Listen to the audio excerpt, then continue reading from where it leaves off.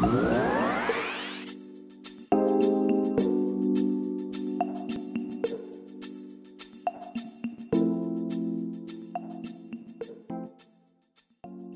amigos, tudo bem? Vocês que nos assistem, nos ouvem.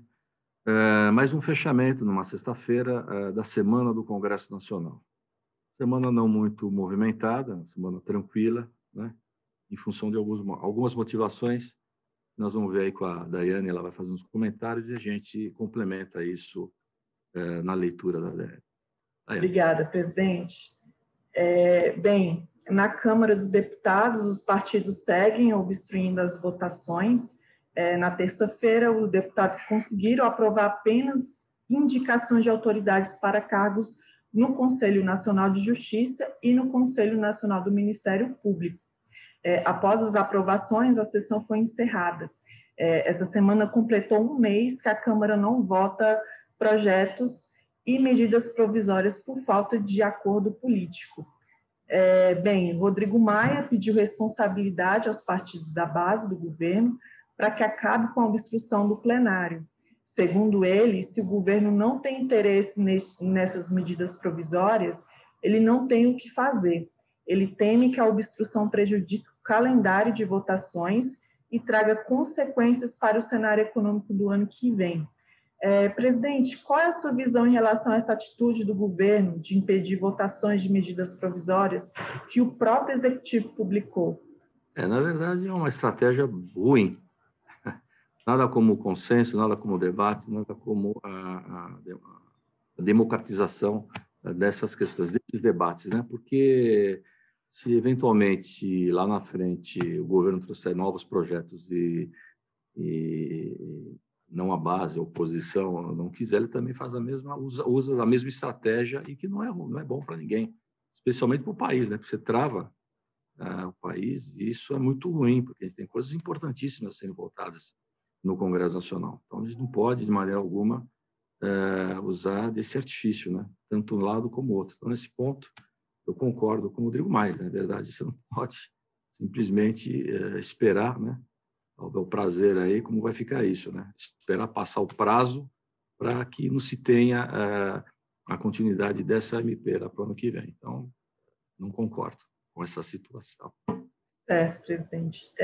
Bem, não tivemos muitas novidades na Câmara, mas uma declaração polêmica repercutiu nas grandes mídias. O líder do governo, o deputado Ricardo Barros, disse na terça-feira que pretende apresentar um projeto de decreto legislativo até o fim de novembro sobre a realização de um plebiscito em que a população diga se deseja uma nova Constituição. Barros já tinha defendido a proposta na segunda-feira, durante participação em eventos sobre democracia. Ele foi criticado por juristas e políticos. Segundo ele, precisamos de uma Constituição equilibrada, onde o que o Estado arrecada seja suficiente para entregar os direitos que a Constituição assegura. Ele ainda disse que a Constituição de 88 dá muitos direitos para os cidadãos e estabelece poucos deveres.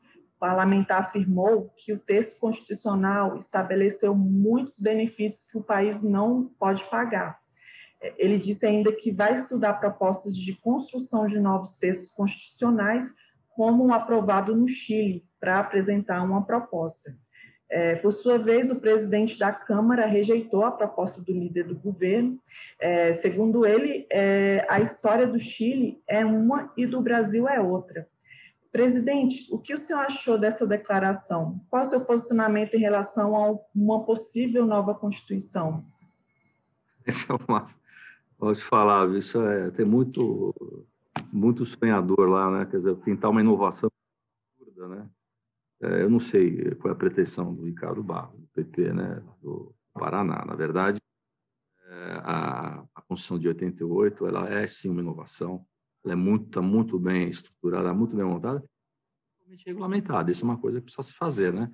E as constituições, na verdade, essa foi uma Constituição que trouxe a democracia ao país, né? Voltamos a votar, inclusive, em presidentes, em governadores, enfim, né?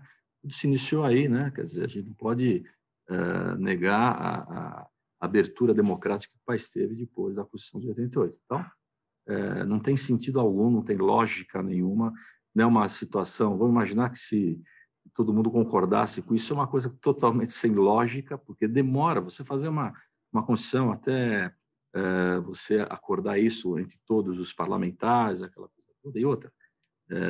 Tem que ser parlamentar, constitucionalista, precisa convocar também, enfim, tem todo um critério aí para você poder fazer esse processo, esse trabalho, e no meio de uma série de reformas que a gente está tentando colocar no país, importantes, né, para o andamento da nação. Quer dizer, você vai travar, aí que trava de verdade, né?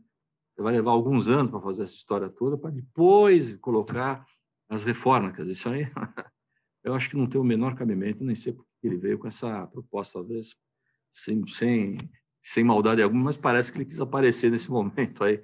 Dá essa sensação, que é muito ruim isso. Eu acho que o cidadão comum, enfim, o brasileiro, não vai concordar com essa situação. Eu acho que é importante, e agora, a gente tem que tentar agilizar as propostas que estão encaminhadas, propostas estruturantes que estão lá no Congresso Nacional, importantes, sim, para a gente ter um norte, né, da conduta para onde o país quer chegar, de onde a gente sai e para onde a gente quer chegar.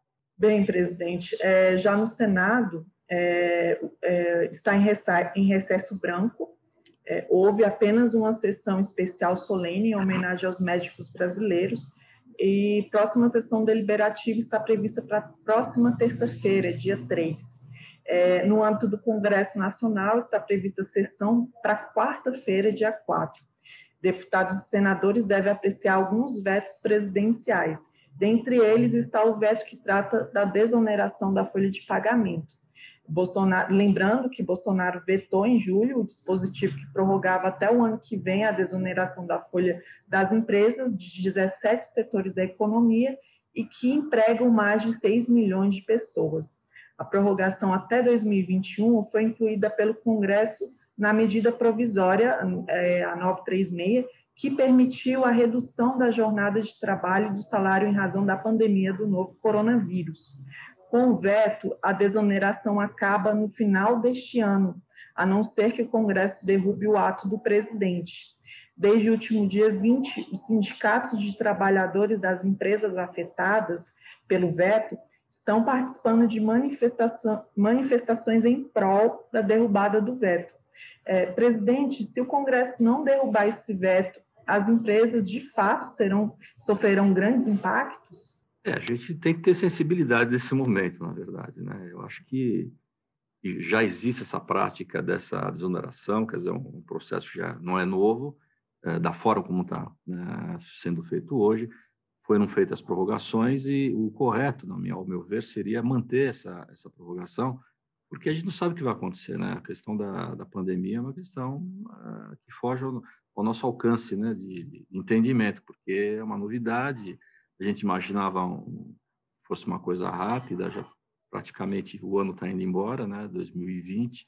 Espero que em 2021 a gente já tenha uma solução mais efetiva para diminuir essa questão, né? Apesar do Brasil estar, felizmente, diminuindo, né, o número de mortalidades, né, da Covid, então isso é importante, mas óbvio que o impacto financeiro está vindo frontalmente às empresas, né?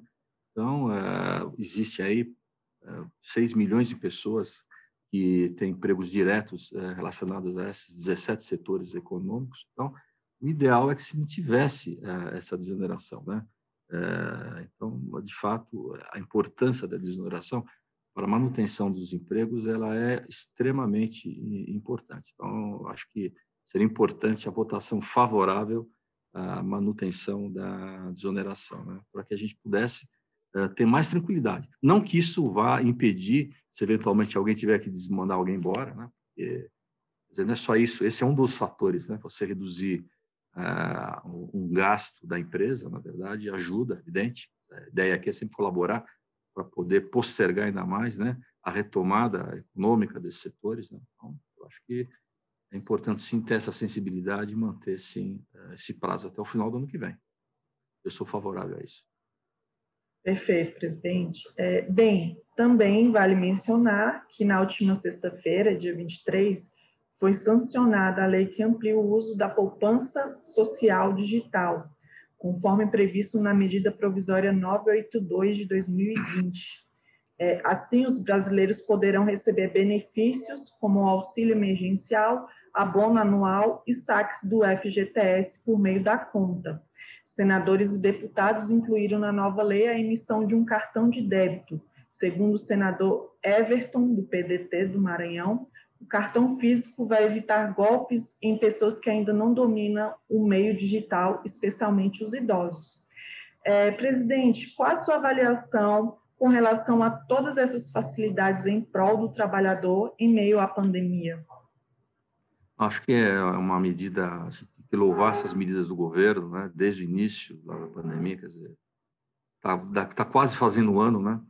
Desde março, mais ou menos, desse ano, né, que a gente tem isso, que foram soltadas as medidas provisórias, emergenciais, né, importantíssimas para a manutenção da sociedade, né, até os valores pagos aí às pessoas, né. E realmente uma questão aqui que é importante ressaltar, realmente é que, infelizmente, né, tem gente que não é muito boa e muito séria e quer se aproveitar disso, né. Então, espero que o governo tenha melhorado seus controles, tal, nessas questões aí de saque do fundo de garantia, né? Enfim, essas questões todas, para esclarecimento da população, para que ela não seja ludibriada, né? E que acabe, enfim, sem querer, passando o seu fundo para terceiros e coisas desse tipo, né? E golpe, infelizmente, tem bastante. Então, acho que o cuidado, evidente que as tecnologias estão aí para ajudar, para colaborar nesse sentido também, né? As tecnologias de segurança, né? E acredito que o desenvolvimento desses controles estão mais aprimorados já nessa ampliação agora, na sanção da lei da 14.075. Então, tem que louvar o governo sobre essas questões, né? Acho que é muito importante isso. Presidente, muito obrigada pelos comentários. Esperamos que próxima semana tenhamos mais novidades no Congresso, né? Porque a Câmara há um mês parado, o Senado sempre em recesso, e a gente espera que eles votem essas medidas provisórias, esses projetos que o Brasil tanto precisa, né? Que a gente está numa situação muito complicada em meio à pandemia, então é temeroso. O Congresso está parado, né? Então, vamos torcer para que próxima semana a gente tenha boas novidades no Congresso. Eu creio que, aliás, temos que apostar nisso, né? Porque é um absurdo, né? 500, 600 pessoas lá, né, na casa, muitas delas estrategicamente travando, obstruindo a votação e travando o encaminhamento de reformas estruturantes para o país, né, importantes para o país. Então, não tem o menor cabimento. A gente precisa pensar na nação, precisamos pensar no Brasil, mais nisso e menos na política.